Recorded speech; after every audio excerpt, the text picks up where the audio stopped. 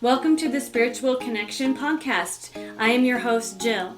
In this podcast, we're going to be talking about your energy, their energy, manifesting, mindset, creating high vibrational healing for you, body work, the importance of massage and self-care, and much, much more. Let's get rolling. Hello, everyone. Welcome back to Om Shanti Healing's podcast, The Spiritual Connection. In this episode, I am super happy and grateful to invite Heather Stanley on. Say hello, Heather, to the group. Hello, everybody. Good morning, Heather. She is local here where I live, and her business is called Loving Hands Whole Body Health. So Heather is an experienced healer through correct me here if I screw something up. You are a doula? Yes, I'm a holistic doula.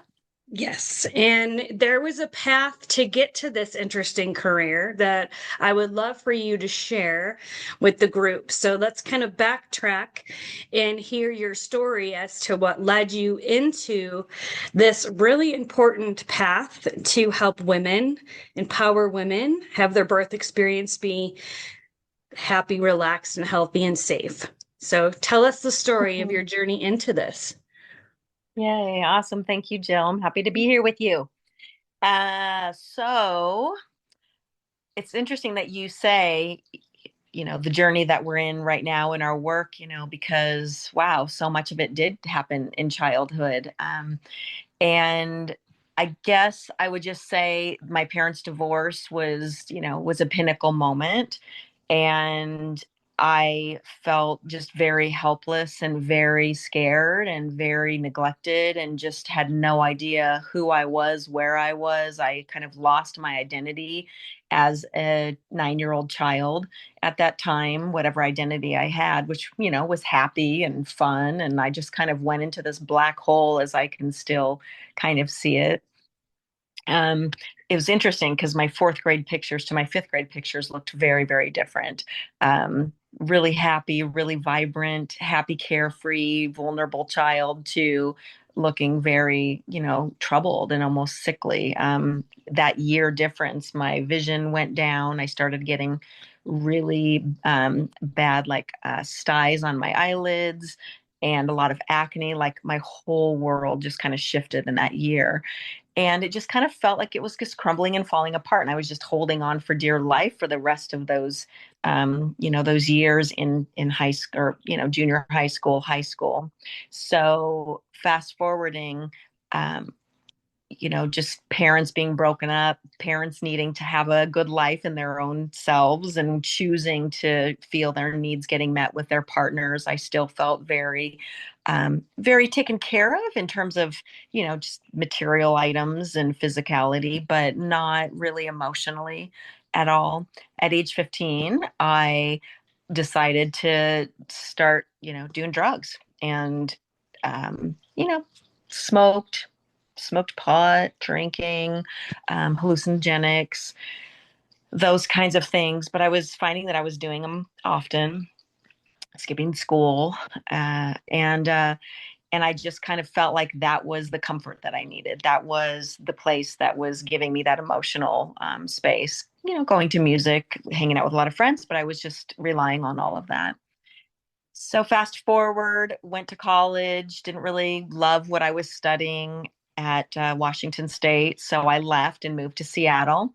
And one moment I was on Capitol Hill in Seattle, just looking around, feeling the amazingness of being on Capitol Hill in Seattle, which was just like a circus, just really fun and eccentric and so many just great people. And it was in the early 90s when the grunge scene was really at a high point.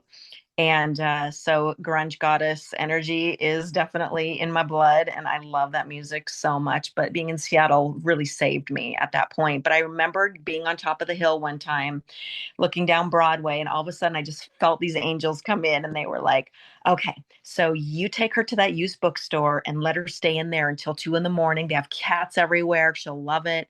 You take her to this Kundalini yoga class. You take her to this hole in the wall health food store. You take her to Tenzing Momo herb shop and have her put herbs in jars and make tinctures and poultices. And I just like heard all of these things in my head at that moment. And it was almost like I had arrived back in a place where all of the efforts can come back in to help me to start remembering who I was and how I needed to start healing.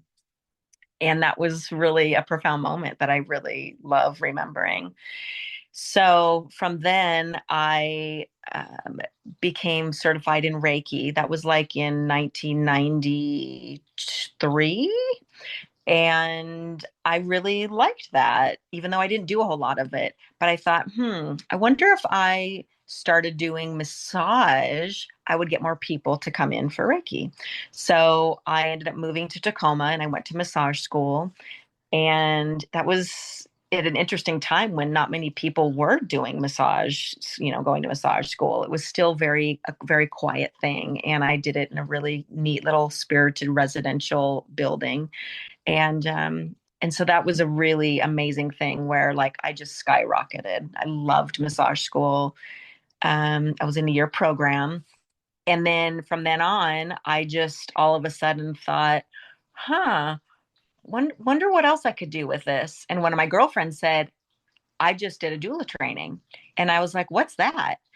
And she told me, it's a birth support person. And I was like, that sounds kind of cool. That's all I thought. That's cool. Maybe I'll do it. And then I was like, maybe I should do a massage certification for prenatal too. And I mean, before this, just to be honest, I never had an affinity for pregnant ladies or for babies or anything. Like, I mean, I love everybody, but I never was drawn. It was like just this energetic, just kind of pulling me. So here I found these two different trainings, but then I looked at these concert tickets I had, and they were on the same weekends. And one of them was to Depeche Mode at the Gorge. If you all know the Gorge in Washington, it's one of the most amazing venues, similar to Red Rocks. And then I also had some tickets to go see Peter Gabriel at a really neat outdoor event. And I thought, well, if this is meant to be, then Angels Ticketmaster is going to take these tickets back. So I called Ticketmaster, and this is way back when like you had a little teeny flip phone, maybe like it was a long time ago. And and I called and I'm like, hey, Ticketmaster, so this is what's going on. Will you refund my tickets? And that's when you had paper tickets that got sent in the mail. Right. They actually refunded my tickets. And I thought, all right, I guess this is what I'm supposed to be doing. So I became a doula. I became a prenatal massage certified massage therapist. And shortly after that, I had a dream. I wanted to move, and I moved to Colorado.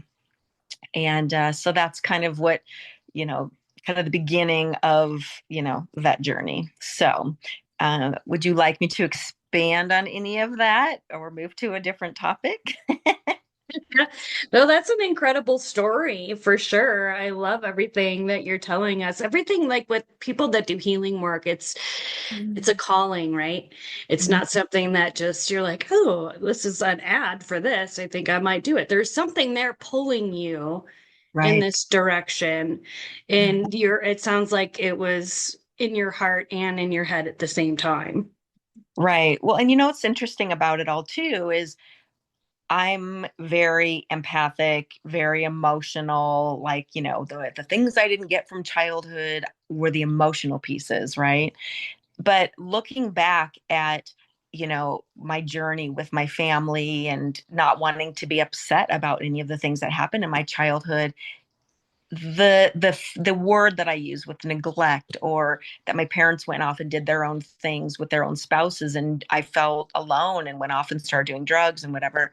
But it also really pushed me to do a lot for myself. It pushed me to become really independent, and I took it in a positive way, because even though I did become addicted to smoking pot every day all day for 15 to 20 years of my life, I luckily never went, in a really downward spiral. Like I always made sure that I need to have a job. I need to have a cute little house. I need to have kitties. I need to have gardens. I need to, have these new books. I need to have these creative ways. Like I was always learning about health and wellness. And that's what I was doing at the used bookstore every night, going in there with the kitties running around in this bookstore. Is I was getting books on health and aromatherapy and crystals and like, how do you heal yourself and using the earth?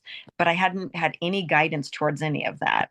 So I just found that to be a little bit interesting, that I just kind of got called back to this place of in depth, who am I and what makes me able to help other people is by helping myself with using yourself. I mean, it's just interesting how you can Yeah. either go and get a pill or you'll get somebody else to tell you what they think you should do versus, wow, what can I do for myself? What can I do? I can go put my feet in the earth. I can go take some deep breaths. I can go and say a prayer. I can go and say some positive, mantras. I can put on my valor oil this morning and just feel like I'm courageous and strong and brave.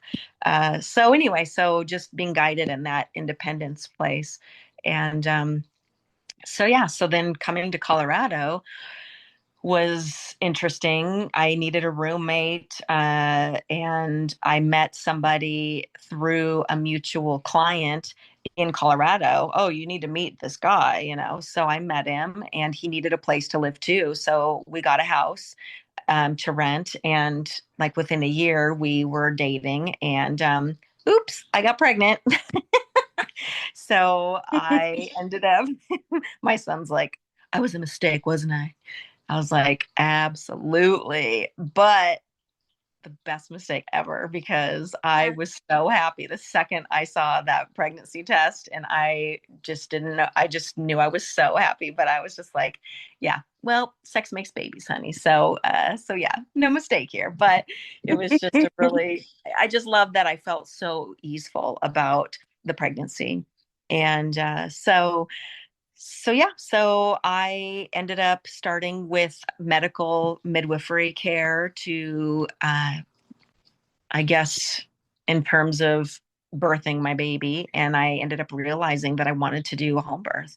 So I did a home birth and birthed my baby at home, and it was an amazing experience. And I didn't know why. I had not had anybody in my life telling me that I should do a home birth. I didn't know anybody that had had one.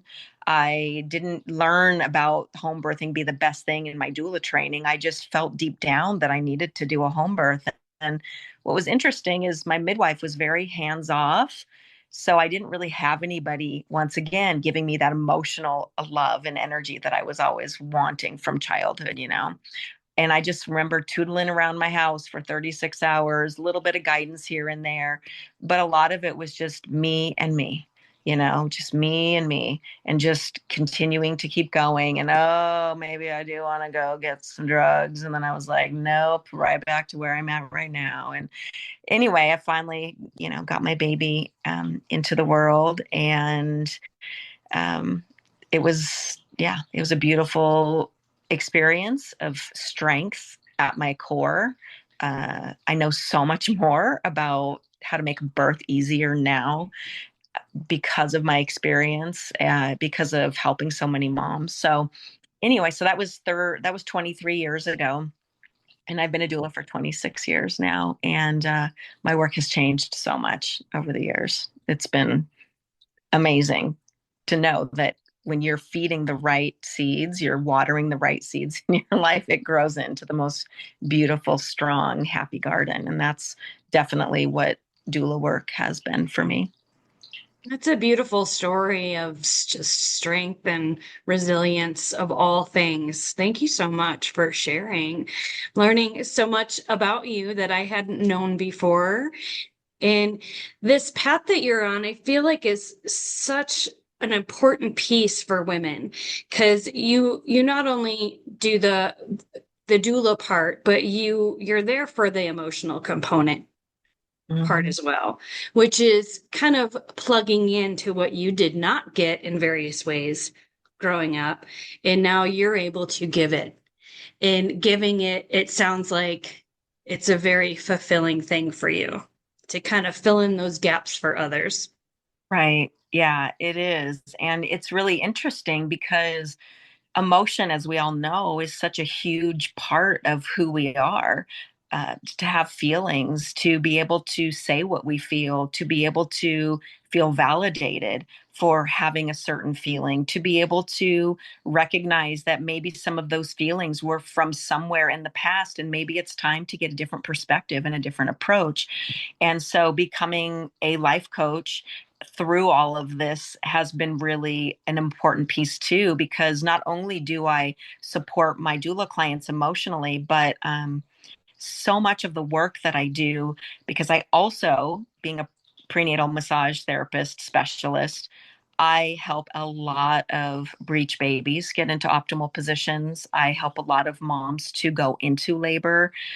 And it's amazing what the emotional piece is and how it's tied into all of our, bodily tension, into the way that we feel about ourselves as we're leveling up and moving into a new place in our lives, which is what every vulnerable hormonal time does for us, which can be monthly as a woman with your cycle, but it also can be, in that pregnancy piece, in that labor piece, some of the hardest, most difficult emotions or weaknesses or vulnerabilities we've ever have come up during our pregnancies and our births.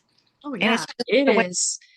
It is an intense time in our lives where, we have to stay strong and the weaknesses definitely pop up and those thoughts. I remember that with my son, lots of back labor and just almost like flashbacks going through my head. As I was having contractions of, missing my dad being there for one, which is a huge part of the process. Like my kids, they have never met their grandpa. He died when I was 19. So that was in my head, grief and sadness around that. Like he's not gonna ever know his grandbabies. And all my dad ever wanted was a son, when he had three girls, and his ego was thrown a bit sideways around all that, but it is what it is. And he was in my head as I was having back labor, like, I wish he would be here, you know? So those things do definitely come up.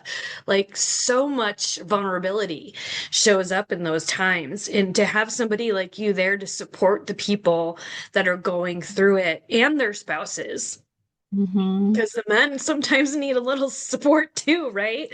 They're kind of Yeah, in freak out mode as well, right? right. Yeah. Well, thank you for sharing just now. And I'm so Yeah. sorry that that's been a painful part of your world. And thank you for sharing that. And yeah, it is. It's hard. Life has so many hard things about it, but to be able to have, somebody next to you that can hold space for you and validate you and even talk about those things with you even before the birth, to me is just so valuable. So many people will be like, well, what do you offer in your doula services? And I'm like, I offer you support from the second you sign up. Like, I want to start having some meetings. I want to start learning a little bit more about the things that excite you and inspire you, and the things that have been hard and difficult, and where some of those wounds still are in your heart and in, just how you look at yourself. How is that relationship with you and your mom and you and your dad? Because those are the ones that go back to the reason I started doing drugs at 15, maybe. And I need to go and Right. feel supported and loved at that time energetically. And that's, I don't dig too much with a lot of my clients unless they actually say, here, I'm open, please support me in any way. And I'll be like, absolutely, here I am. But I'll just say that some of the protocols that I've created for my clients, whether they are on my massage table, because once again, I see like 95% prenatal and postpartum, because helping women during those two parts of life is so huge in my world, because so much depends on our happiness, in our strength, and in our feeling that we're supported and feeling that we're comforted. And when we can have a more easeful birth, when our bodies can support our babies to be in a more optimal position, our births tend to go easier. You had a posterior baby, you were saying. That can be a really hard thing. And I love to help my moms to have that navigated and softened before the labor so that we don't have to deal with those things during the labor. And a lot of times when the baby is in an unoptimal position, what I've seen in 26 years is emotional tension that is holding that body, that baby, into a place of maybe not feeling safe or not feeling easeful enough to just be able to relax and let go, because it's hard, and we comfort ourselves by protecting ourselves, and that protection turns into tension. Yeah. So So true. Wow. Such an important piece to just bring that into the awareness of the mother's mind, right? There has to be a certain sort of energy that takes place for everything to relax. And do you feel like um holding space for your clients in this way, does it allow them to need less pain medication mhm. or anything like that? Yeah, Less well, C-sections, less emergency kind of situations? Tell me kind of yeah, the definitely. longevity of this care that you give. What Right. is the optimal So outcome, right? absolutely. Well, what I can say is the doula clients that I work with, and I only take like 1 to 3 doula clients a month because I work so beautifully and closely with my clients. I don't just sign them up and have a couple meetings, talk about what they want in their birth, and then be as supportive during the birth as possible. Like, you sign up with a package with me and we get to go on a really easeful, simple, easy, non-invasive journey because that's what it is. And so my doula clients have specific things in their package that help them to show up for themselves, to help them to learn how to get connected with themselves, how to connect with their babies in a different, better way, and just to basically come back into a place of self-love and doing it for themselves, even though I'm right there supporting them and giving them tools. But the majority of my births are completely uh, unmedicated vaginal births. Absolutely. The only time that they're not is when the next best thing has to come in, because either the mom might have had some deep rooted infection all of her life, including viruses and bacterias, because strep and shingles and virus, like, those things are definitely a part of our bodies. And when those things can, take toll on our liver and on our kidneys, then it can just make our immune system so much weaker when it's already 50% weaker in pregnancy as it is. And then that's what can lead to preeclampsia and toxemia and some of those immune possibilities and challenges. So sometimes those are things that come up in the pregnancy, and we get to approach those in a safe, wonderful way, of course, using their medical team and their midwives really beautifully for that too. But if we don't have something like that we're wonderfully dealing with, because those things are normal life too, and we have to approach those and still have the best beautiful birth that we possibly can, even with those unexpected difficulties, right? Because that doesn't mean that the birth has gone in the wrong direction. Or if a cesarean birth happens, it's usually because there was a need for that. The baby just was not going to turn, or the pelvis really wasn't going to expand, which is a very rare thing. But sometimes we do see those things due to the ways that they were raised or their nutrition. It's very different for each mom. But I would say 98% of my doula clients have unmedicated vaginal births, and most of them are very easeful and straightforward, and usually under 15 hours, which is unheard of for a first-time mom. So I love what my work has turned into over the years, because I have a lot of empowered, happy, excited, thankful moms, which makes our world a better place. So once again, it's not about having just that unmedicated vaginal birth, even though that is an amazing goal to have. It's about the way you feel about your birth that matters more than anything. And that's my biggest goal, is to help my moms to feel good about their experience, no matter what does come down the line. Because sometimes things happen that we're not expecting, and we still need to love and care about ourselves even with those unexpected, undesired situations, because it's still you and your baby's birth, and Oh, that's that still is powerful, beautiful stuff. Wow, thank you so much. I wish I would have known you during my pregnancies. I would have had you right by my side, in the mindset around just being pregnancy, all the hormones and stuff that are going on, and it kind of messes with your mind, as the hormones are fluctuating and you're getting more and more uncomfortable, and your weird cravings kind of like make you eat more, and you're growing and things are changing so quickly, and then that relationship with your spouse, is that going to change? How does that change? How do you keep that love and that attraction there while you're getting bigger and bigger and more comfortable, uncomfortable in your own body? And do you right. talk, do you help the husband like Yeah. grow with the woman emotionally, like prepare the spouse for what's to come with their partners?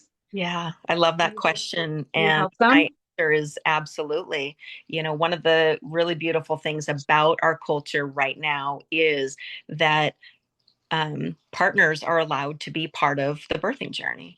And I'm really thankful for that. So, one of the things that I really like to do is to support the partner and help them to have any questions answered, but also to feel like they have a role in this whole thing. So, if we're talking about a male partner, males don't have instincts for birth like females do. And that's just the physiology of it.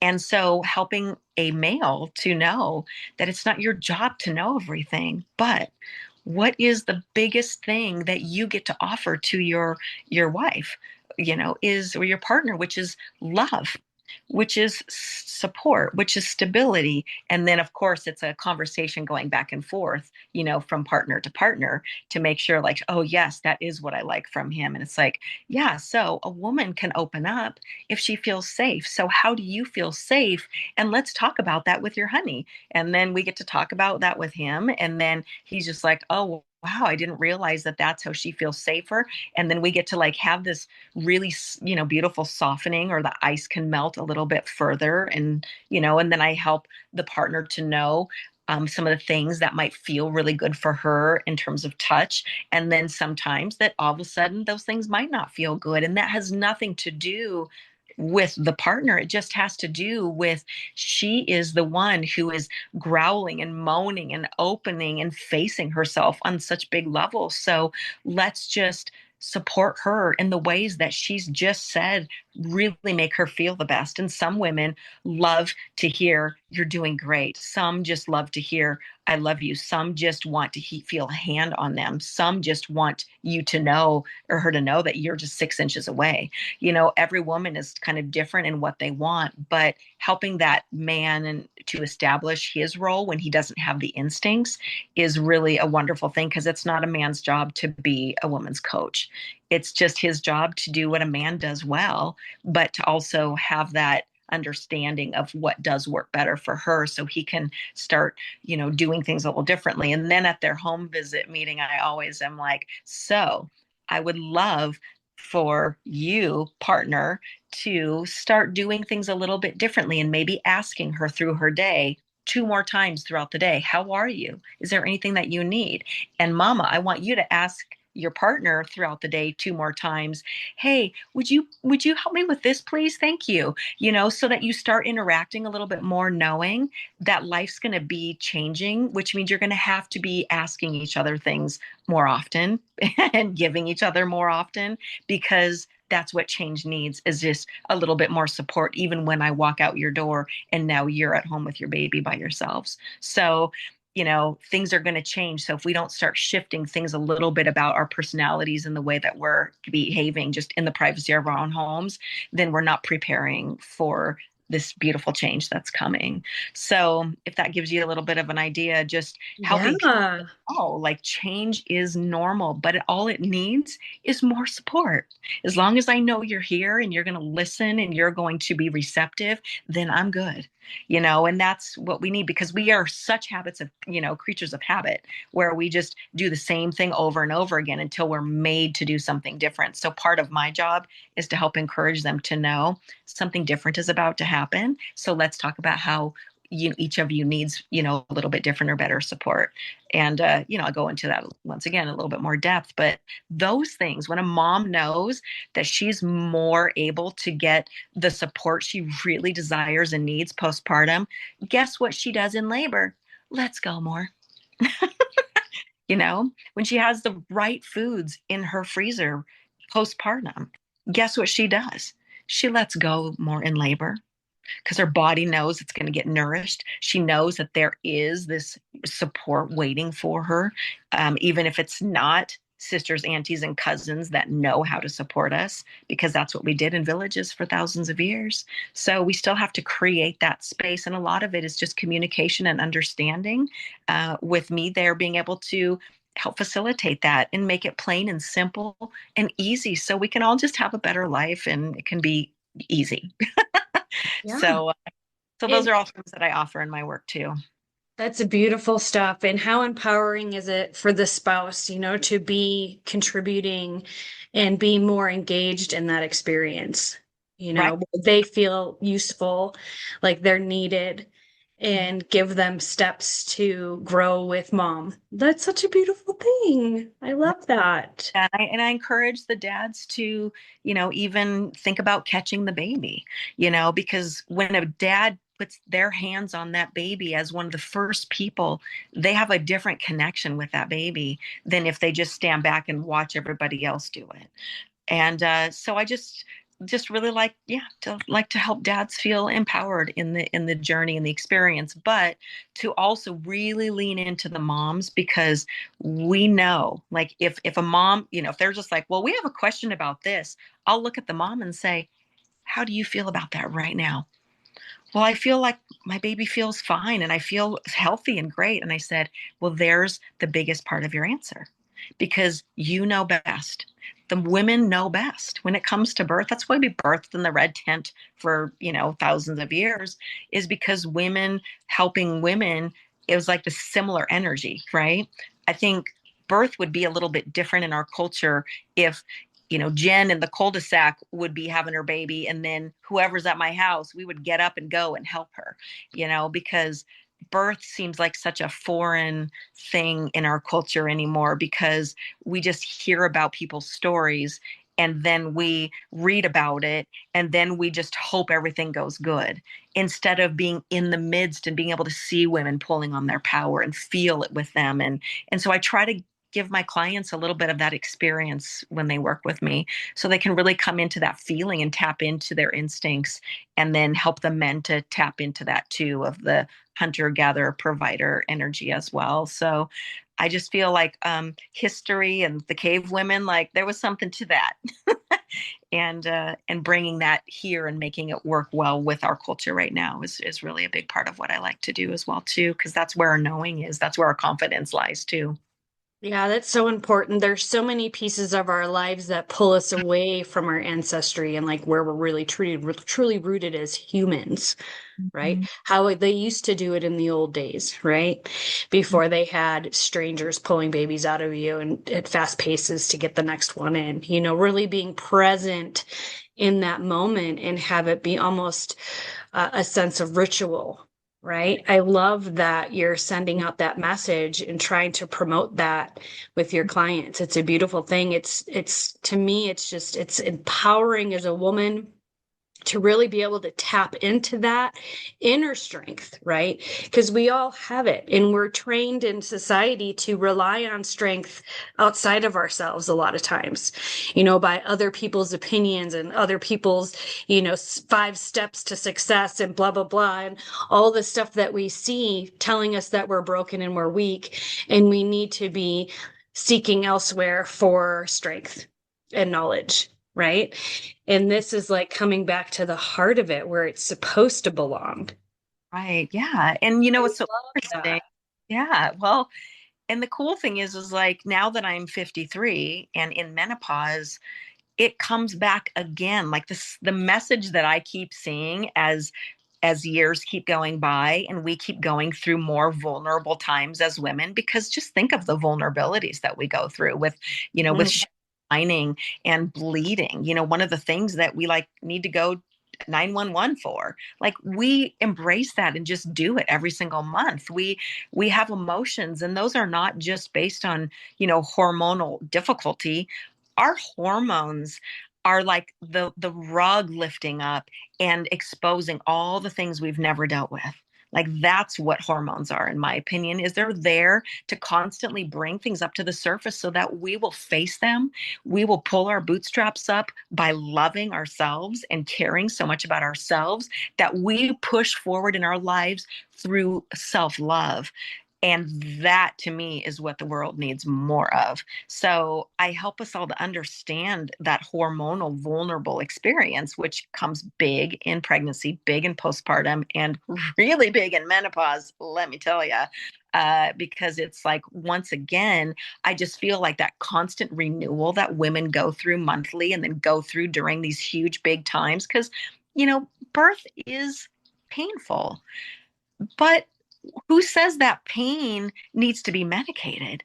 Maybe pain needs to get our attention, to draw us in, to make us cry and moan and want it bad enough that we just like push forward in ourselves. And then all of a sudden we come out the other side in this light that then empowers us and the world. And we wouldn't have done that if we didn't have the discomfort. So I've become a fan of pain and discomfort. But if we're tight and we try to keep things under the rug, then all of that tension trying to keep it under the rug makes us not be able to open to new ways of love, to new ways of feeling better in our lives, to new ways of changing our minds, or to new ways of being able to actually birth a baby too. So when people are like, what drew you to do all of this? What do you just love moms and babies? And my answer is, I do. I love moms and babies, but what I love more is supporting women during vulnerable times, because vulnerability is one of those pieces in our lives that help us make up who we are. Because being vulnerable means we're putting down the sword, we're putting down the protection, and we're able to really lean in and comfort ourselves, which is what we always wanted from those other people that either passed or that, you know, didn't give us what we wanted because they didn't even know how to give it. We get to learn through menopause now to actually really gift those things to ourselves. And then we're not caught in this protection place because we're not always wanting it from someone else. And then we can really move into birthing ourselves and birthing our babies in a more empowering way. And I really feel like the world depends on us for happiness and joy and strength through that. And so I feel like I have a really big job on this planet. You And I sure do. Goodness. and Yeah, I do I it. love your vision and I just love the vibration that you're giving off right now of this women's empowerment, because it is hard to be a female, in the cycles that we go through, and we're in society, we're kind of shown that we're broken as we get older. Like in menopause, it's like, okay, we're no longer valuable, we're not sexy anymore, and we're like drying up and withering away. And I want you to talk about your experience going through it and how you have maintained this vibrancy within your being to help the women out there that are maybe perimenopause or kind of teetering on that, or maybe walking right through it, because it is an emotional roller coaster. Every month is an emotional roller coaster for women, and we just keep pushing and persevering and kicking butt. But there are components, right, that we have to really push against and overcome regarding our physique, the weight gain that comes with menopause, things starting to sag and droop, our face looking different, our hair changing. Like there's so many things that happen as we get older that might really affect someone's self-esteem, right? And how much power they put out and how much what the energy they put into the universe, right? Because perhaps they're feeling insecure or they're not liking how they look in the mirror anymore. Can you speak on that around your experience with menopause and maybe give some helpful tips to the ladies listening on how to stay in that space of power and vibrancy despite the changes the body's going through? Let's talk on that.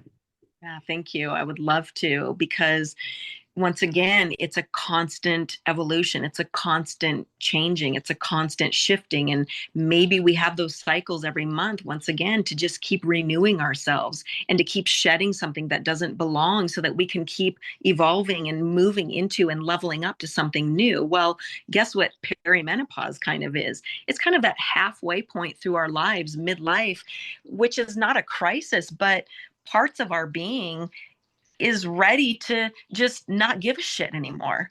I'll just say it, because I have been That's trying to true.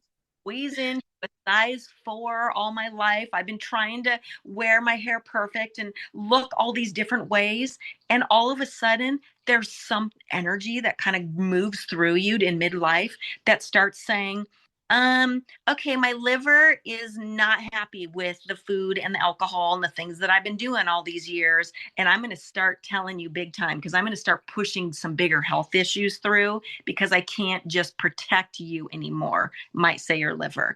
And then, toxins and viruses and things that have lived in our bodies for a long time, all of a sudden our body's going, I'm really tired of putting up with all of this. So that's part of like the health issues. That's part of the hot flashes. Hot flashes is not a menopausal symptom. It's a struggling liver symptom.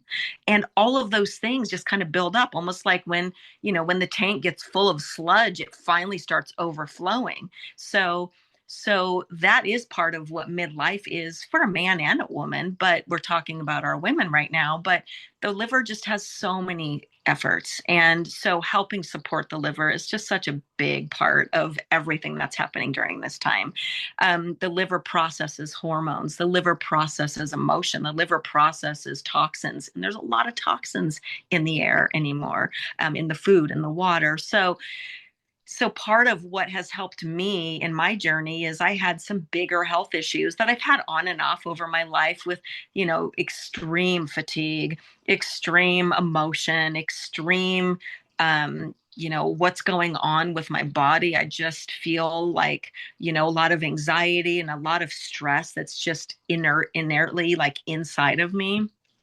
And all of a sudden I got extreme severe vertigo symptoms, and it knocked me out to a place that I honestly didn't want to be on the planet anymore. And it's really not a good feeling to hurt so bad that you just like want to check out.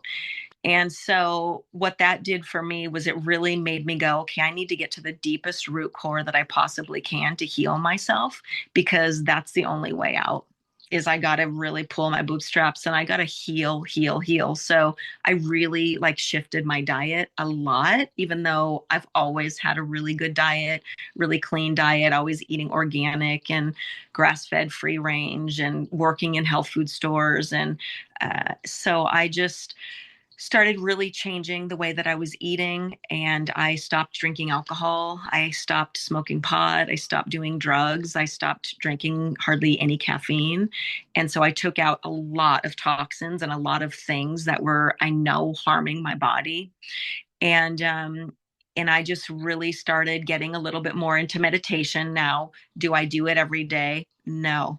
I go back and forth and I'm really committed, and then I soften with it. So, but a lot of the journey was like, wow, how come there's nobody here saving me right now? I'm like down in the kitchen every morning, like juicing and making my specific stuff to eat all day, even though I felt like crap and my world was dizzy. And because severe vertigo like keeps going like for months and months and months. It's Right. pretty. And I realized later I didn't have anybody down in the kitchen saving me, because I needed to have that really close time with myself of just showing up for myself every morning. Well, I'm getting up. And at first it was like, why isn't anybody helping me? Why, and then I was just like, okay, what if it's not about anybody not helping me? What if it's about me just really helping myself and me not blaming the rest, just holding my own hand in thankfulness that I can get up every day and I have organic food in my kitchen and I can do these things and I have an amazing juicer and I have all of these things. And that's part of my lyrics in one of my songs, by the way, because I just started moving away from blaming to moving into like just really nourishing and nurturing myself. And one of the things that I've really realized during this menopausal journey is, it's not about all of a sudden you don't have a cycle anymore.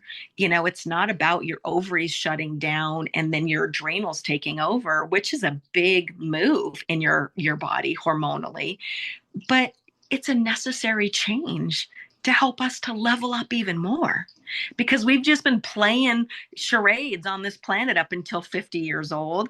And I'm just like trying to be this and trying to be, something that I'm not.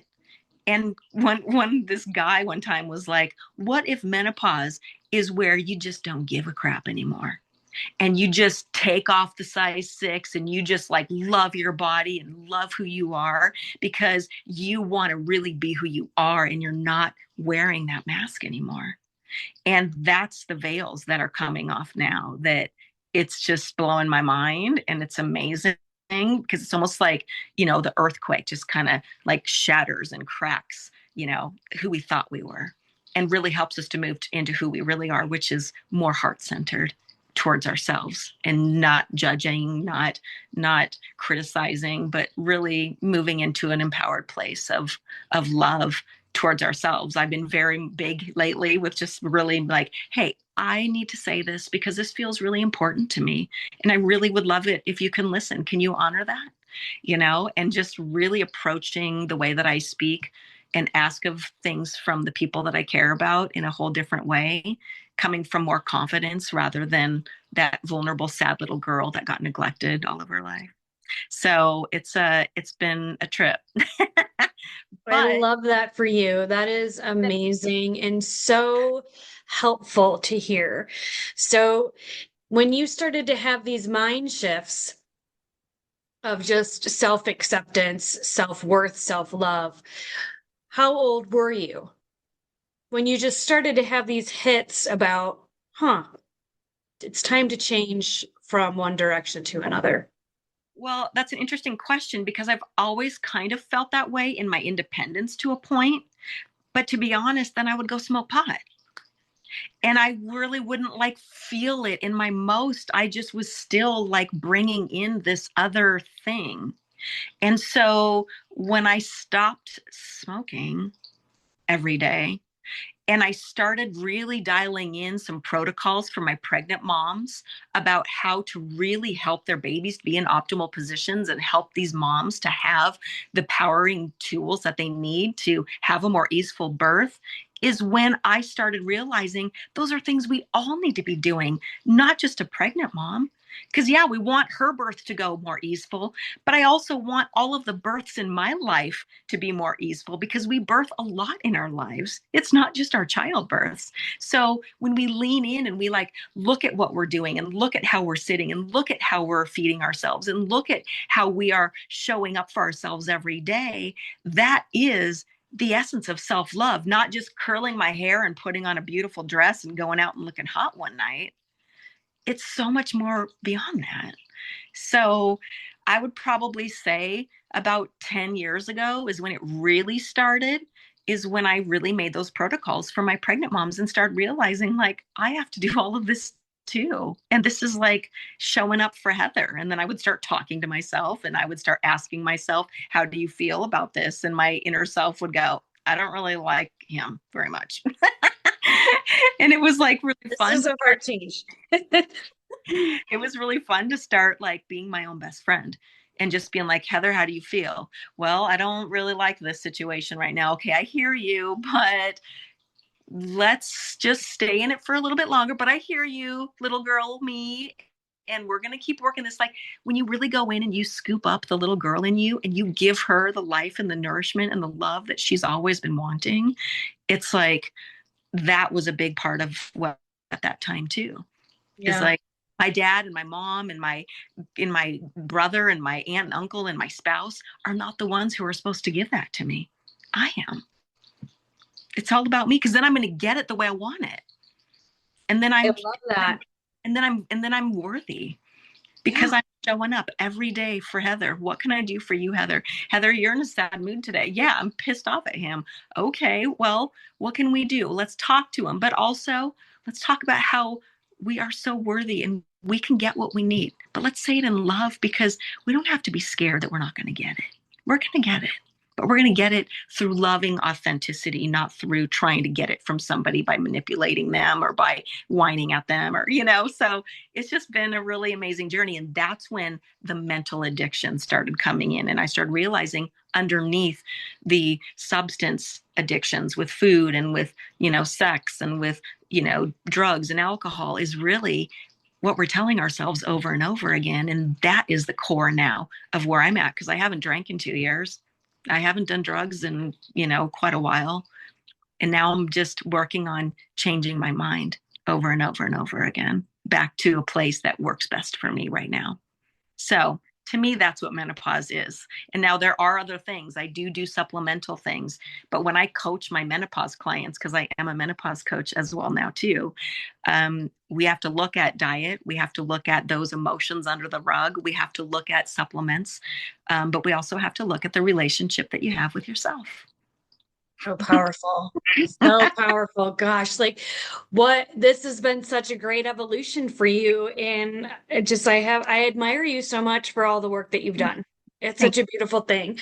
What advice can you give to those women out there that really struggle with self-love, self-worth? Maybe they're in an abusive relationship, they're not happy in their with their spouse, or they're overweight and they just can't lose it and they're doing everything and it won't come off, or they are addicted to drugs or alcohol and it's their crutch, it's their way to numb out because they're really unhappy, but they want this evolution to take place and they want to be in a place of power like you are, but they're really, really stuck in a place of self-loathing and can't find any way to move out of it. So do you have any advice, like as your experience that you've unfolded for us, you. for the women out there to really make a solid choice and how to really feel into that choice Yeah. with a genuine sense of wanting to self-love, and get better at it? Yeah, that's a great question. And I first want to be authentic by saying I flow in and out of it because I'm human too. And part of being perfect is being imperfect and then reaching for a better feeling. So I want to put that out there. We're not ever going to stay in a place that's self-love. We're never going to stay in a place that feels good. We're going to always have to choose to come back to it. So let me just put that out there as the foundation here. Secondly, our bodies do so much for us in this life. Our bodies move us, they poop for us, they hug for us, they birth our babies for us. So if we can give our bodies what they need to thrive a little bit more is a really good start for self-love because our bodies feeling better will automatically help you to feel better. So organic fruits and vegetables are so key. They are the only foods that grow easily and proliferate easily on this planet. So we just really have to keep leaning into doing that. Clean water. Our bodies are really important. So if we're giving nourishment to our bodies, that's going to reflect back that we're doing something kind to ourselves. Our bodies love to walk every day. Our bodies don't necessarily love maybe going to the gym or going on, intense bike rides. Our bodies are meant to walk. So if we just bring in walking, like what did the cave women do? We kind of have to bring it back to simplicity and just let ourselves be super simple and giving ourselves some of our basic needs. Because when we meet our own basic needs, then we can have a little bit more loving clarity to want to do something even bigger. So I always have my clients start small like that. And then I'm just going to be honest, just starting to talk to ourselves. And if we have a big emotional feeling, then just go on a walk and start talking to yourself. Why do I feel like this? Where did this come from? And if we are finding that it's about another person, try to identify more the feeling that we're having, not what that person did. Because I can guarantee us that nobody's ever meaning to harm us. They're just being who they are in our presence. And so when we can keep coming back to nurturing and talking to ourselves, almost like if you're the only one on the planet and you're the only one that can eat for you and care for you, and there's not all these restaurants and stuff, like, how would you do those things to take care of yourself, knowing that you only have you in order to thrive? So I don't know if that was too much, but we have to come back to really caring about our bodies and knowing, like, part of caring about my body is the fact that I'm more bloated right now. I have little, little lumpies on my legs and stuff like that, which could be, oh, I'm fatter, I'm overweight, my body's doing this and that, but maybe it's supposed to right now. And so when we start caring about our bodies and loving them more and knowing that we're putting good, food in, then maybe we can be okay with a pregnancy and our bodies changing, because now we've got the milk machine being created. We've got the placenta being, growing and nurturing, and we've still got our bodily functions. Shouldn't our bodies change and do something different? It's got to hold all of that stuff, right? So maybe in menopause, while we're, cracking out of this old shell of who we used to be based on society and whoever taught us, we have to actually let our bodies change, which means it's got to flow differently. It's got to hold on to some things. It's got to get rid of some things. It's got to, metamorphose. It's got to shift like, to be able to love our processes a little bit different instead of just try to force it to go in a different direction. So, Right. It's I mean, happening no matter what. it is, but we need to So lean in and embrace. able to embrace it. Yeah. And I mean, Leaning In is one of the songs that I wrote. And the chorus is, left seems wrong, right does too. Straight is boring, back's not new. Down's a no. Struggling to know. Looks like leaning in's the only way to go. And it's the truth. The only way to have our happiness and to feel better in ourselves is to lean into ourselves and ask our bodies, body, what do you need? Heather, what does this migraine need? What does this vertigo need? What does this hot flash need? And then actually listen instead of just looking outward for everything. And one of the things that I do on Zoom or in my office is I help women to be able to know how to start that process of leaning back into themselves, because that's where all of your answers are. And that's where the universe is trying to guide us back to, because that's where the power and the strength and the love is, which we need more in this world of. We're not here just to be robots listening to everybody else. We're here to be authentically us. So, Yeah. In those little hits that you get, when you ask the question, what does my body need right now? You'll get an answer. yeah. You'll sit quietly and ask the question and you will get an answer, Mm-hmm. and then whatever that answer is, follow it. Yeah. As long as it's not smoke another cigarette or drink another bottle of wine, you might get those bad answers too, but clearly that those are not the ones. So ask the question in a way of, what can I do now to make myself feel better? What does my body need for the greatest optimal Yeah. performance, right? Right. What do I need now to decrease my stress? What do I need now that's healthy for me? Listen to the answer and then proceed and do it and keep those promises to yourself. I think Right. a lot of the problem, and I struggle with this too, with women that get stuck, is that they know they should be going to the gym, they know they should be out walking, but they make excuses why they can't, Mm-hmm. and even if it's one block, Right. Small. maybe tomorrow it'll be 2 blocks, as long as you do something Yeah. proactive towards that growth, towards that feeling empowered, towards just loving yourself just a little bit more. Each little action empowers and creates momentum, I think. Oh, it does, you because know, and huge. I mean, if you want to go and pass a test at school, you have to study the material and you have to repeat it and you have to make flashcards and you have to, get in a study group and you have to keep going over. And that's how you be successful with yourself. You have to do those same things. And I'll tell you one cool thing, your brain is a computer of the past. So your brain's going to keep taking you to what you used to do, which maybe might be self sabotage, might seem unworthy. I mean, unworthy is the emotion that shows up in my office the most when I'm doing my emotion softening work. But when you start saying, I am worthy, I am okay, I am doing this, I am wonderful. And then you start, I'm going to go make my juice and I'm going to go put my salad together and I'm going to, then you're putting all of that in there. And it's really wonderful. So yeah, you do have to keep moving in a positive direction. And the more you do, the more your brain will go, oh, let's do that. Let's keep going in that positive that direction. feels good. That feels good physically. That feels good emotionally. That's making me love you more, Yeah. right? Each little step helps. Yeah. And be the And love. I used to talk myself out of all that kind of stuff too, you know. But I've shifted gears. Something magic happens in your 40s, doesn't it?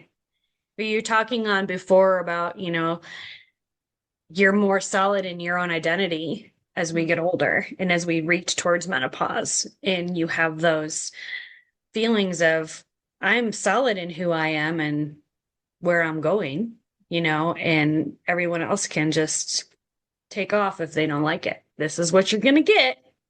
Yeah. It's very Yeah. black and white. Yeah. Absolutely. But what it comes down to is maybe, we come here alone and we leave alone.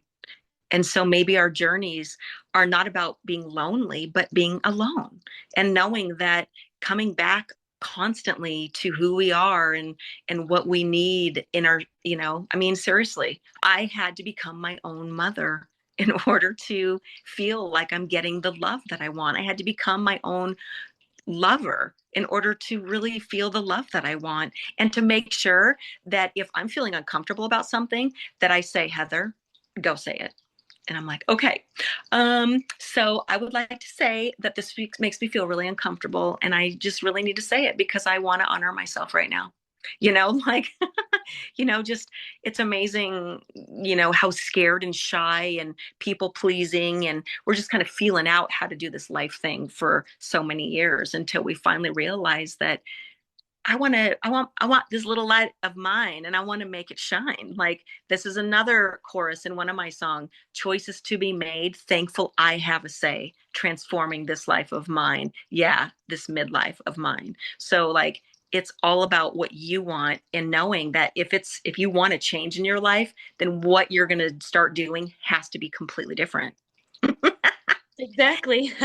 The same old story, the same old behaviors is not going to move you anywhere. Exactly. It's got to look different. You've got to have, and I love helping moms in my coaching business to get a different plan going, get a different way. And it's not something that doesn't resonate for you. It's something that does resonate, but sometimes we have to dig in there and talk to that little girl and figure out what she wants now because she's been tired of being suppressed or or not heard or whatever. So there's so many layers and levels to it, but the bottom line is take better care of your body because there are toxins all over the place and we have to keep up with them. So I have a lot of things that I help my moms to know how to do so we can just keep toxins moving out, keep those livers getting happier and happier. So show up for your body, maybe say no to that drink at dinner tomorrow night because I have an opinion. Yes, I do. But alcohol is poison. It's not social, it's poison. And I don't want to do that to my body anymore because my body has been trying so hard to protect me and to care for me. And I don't want to be steering my body in a backwards direction. So, but things that poison us, are the toxins, the alcohol, the drugs, the mental thoughts, though, too poison us. So we've got to look at all the things that we're doing in our lives that are working against the happiness that we're really wanting. And I love to help women to figure out what those things are and to start working at moving in that positive direction. But moving in that positive direction means going inside and then moving from that internal place. And but yeah, just sing a love song to yourself. It's not about a guy, it's not about a lover. Sing that love song to yourself. You know, that's a really beautiful, fun thing to do. That is a powerful and challenging ask for sure. I know. For so many of us, but I definitely hear what you're saying, and there's so much value and power in that. And it is kind of a choice too, isn't it? Like we can choose to go that direction and start to love ourselves no matter what we look like or where we are in life, because it's everybody struggling in their own way and has their inner shadows that they've got, either that they work on or they don't, right? But especially as women, we're really hard on ourselves, don't you think? Yeah. And once Yeah. again, we have a lot more hormones, which means we have a lot more sensitivities, not so that we can overthink and beat ourselves down, so that we can keep evolving and changing, because we keep the world alive. Right. So we need to use this power for the goodness of ourselves and realize that if the shit came down, like, you only have you. You Right. only have you. So you better start Well, love what you got. Work with what better. you got. Love what you got. It's the only option you have. Exactly. You got to And love her. it's a short life to live, right? You might be frustrated at her, and that's okay. But then, sometimes I'll be like, oh, I'm frustrated the way I just did that. And then I'll be like, but Heather, it's okay. I saw it. Let's do it differently next time. I got you. Let's move forward. Like, let's just keep moving, acknowledging, loving, supporting, and moving even in ourselves. So Yeah. Little bits at a time, little bits a day. I love this conversation. Thank you so much, Heather. For the listeners, I'm going to put all of Heather's info in the show notes on how to get a hold of her. Loving Hands Birth and Massage.com. Heather, do you have any online stuff coming up? Any workshops or anything you want to share that in that regard? don't believe so right now. I mean, right now I'm just focusing once again on just, being a doula and working on all of the things that are coming to me in terms of the difficulties that are showing up for me. Because I mean, I know a lot of amazing things, but I have to work hard to keep coming back to all those great things too. So, but my answer would be no. I do have a lot of things in the works in terms of different classes and things that I want to start putting out there for bigger groups, but for right now, just one-on-one coaching. And you can just find me on my website and or on Loving Hands, or Heather Loving Hands on Instagram is another one. But just reach out and find me. Love that. Love that. And do you have a newsletter if someone wanted to maybe engage with you down the road, thinking about pregnancy, and they want to have you work with them, but they're not quite ready yet? Do you have a way where they can kind of connect with you through newsletters that you put out or anything like that? Yeah. I mean, you can definitely find that little link on my website, or just Okay. email me at lovinghandsmassage@yahoo.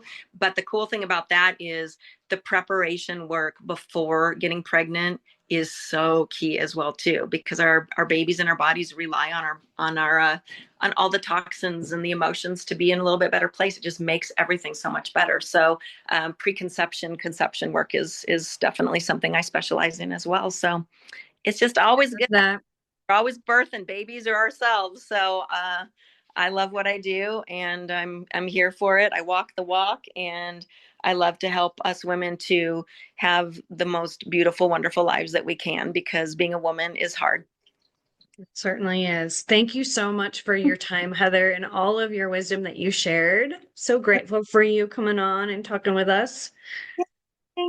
Awesome. Thank you too. Thank you so much. Have a beautiful rest of your week, Heather. And you too out there, stay tuned for the next episode, everybody. Thank you. That's a wrap for today, folks. Thanks for spending the time with me. And don't forget to check the notifications below on my social media links, my YouTube channel with self-care and meditations, as well as my omshantihealing.com website, where you can get info on spiritual coaching and my online courses. And as always, if you do enjoy my podcast, don't forget to subscribe or sponsor below. We'll talk to you soon. Have a beautiful rest of your week. Bye-bye.